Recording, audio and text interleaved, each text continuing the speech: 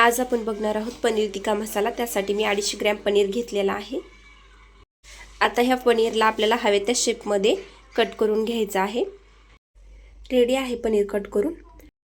हे बघा shallow fry करून झालेले आहेत। आता याला एका बाउलमध्ये काढून घेते मी।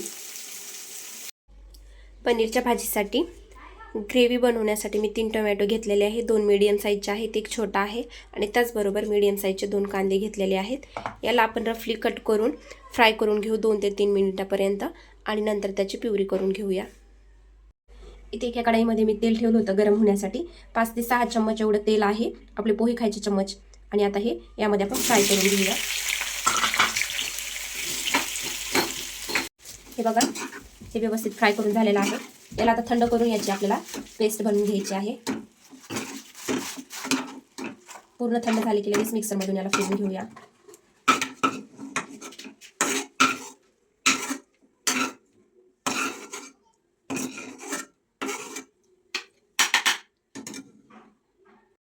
आता ह्याच कढईमध्ये आपण ही बारीक केलेली पेस्ट टाकून घेऊ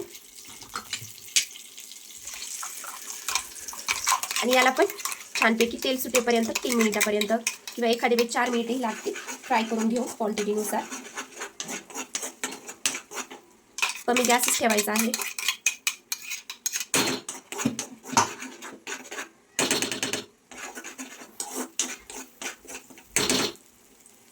टोमॅटो आणि कांदा फ्राय झालेला आहे। आता आपण त्यामध्ये 1 चमच मोहरी टाकू। व्यवस्थित तडतडली की त्यामध्ये लाल तिखट टाकायचं आहे आपल्याला। टेस्टनुसार मी 2 चमच टाकते। त्याचबरोबर हळदी पावडर 1 चमच। त्याला मिक्स करून घेते।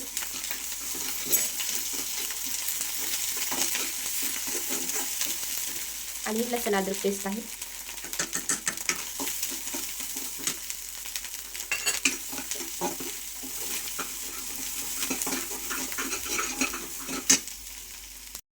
आणि 1 छोटा चमच गरम मसाला टाकलाय। आता 2 मिनिट झाकून ठेवते मी याला। पूर्ण तेल सुटेपर्यंत फ्राय करून घेते अजून 2 मिनिट। पनीर टिक्का मसाला घेतला आहे मी हा मिक्सचा। त्यासाठी अर्धी वाटी दूध घेतलेला आहे आणि त्याच्यामध्ये हा मसाला मिक्स करायचा आहे आपल्याला।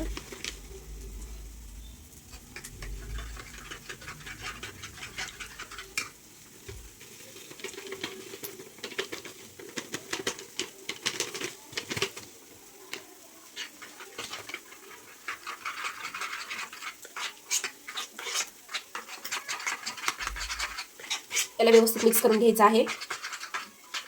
गिठळी वगैरे बनली नाही पाहिजे याची।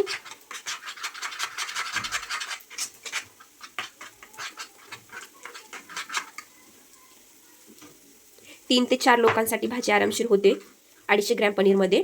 आणि 1 पॅकेट हा मसाला वापरायचा आहे। त्याच्यासाठी 3 टोमॅटो आणि 2 कांदे घेतलेले आहेत मी। त्याला पण फ्राय करून घेतलेला आहे। 2 मिनिट झालेले आहेत आणि हे मसाले वगैरे व्यवस्थित फ्राय झालेले आहे। आता हा जो मसाला आपण दुधामध्ये मिक्स केला तो यामध्ये टाकून देऊ।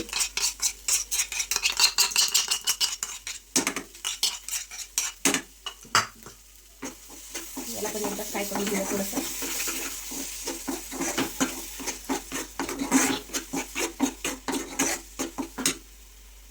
आता यामध्ये ऍड करते 1 वाटी एवढं पाणी आणि याला मिक्स करून घेऊया। त्या मसाल्यामध्ये मीठ, हळदी पावडर, लाल तिखट सगळेच मसाले मिक्स केलेले असतात। पण तरीही आपल्याला टेस्टनुसार आपण जेवढी क्वांटिटी बनवायची त्यानुसार मसाले मिक्स करू शकतो आपण। ही भाजी जास्त पातळ नाही बनवायची आपल्याला, ही भाजी खूपच छान लागते। यामध्ये अजून थोडंसं पाणी ऍड करते मी।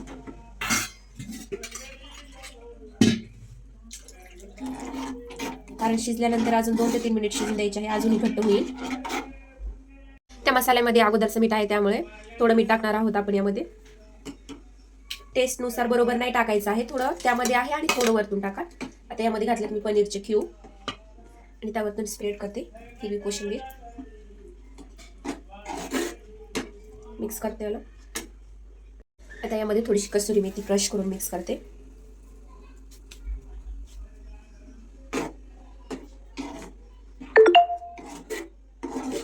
आता याला 2 ते 3 मिनिट शिजून द्यायचं आहे अजून थोडंसं। ही शिजली की अजून थोडीशी घट्ट होईल, एकदम हॉटेलमधल्यासारखीच होते सेम। टेस्ट खूप छान आहे याची, तुम्ही या पद्धतीने नक्की ट्राय करा आणि मला कमेंट करून सांगा की तुम्हाला ही रेसिपी कशी वाटली। हे बघा रेडी आहे आता आपली भाजी.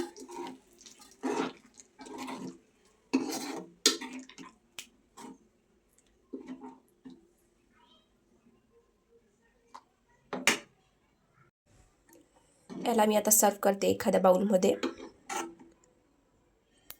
एकदम सेम याची टेस्ट हॉटेलमधल्या भाजीसारखीच लागते. तुम्ही नक्की ट्राय करा ही रेसिपी. माझी रेसिपी तुम्हाला आवडल्यास लाईक, शेअर आणि सबस्क्राईब करायला विसरू नका. धन्यवाद.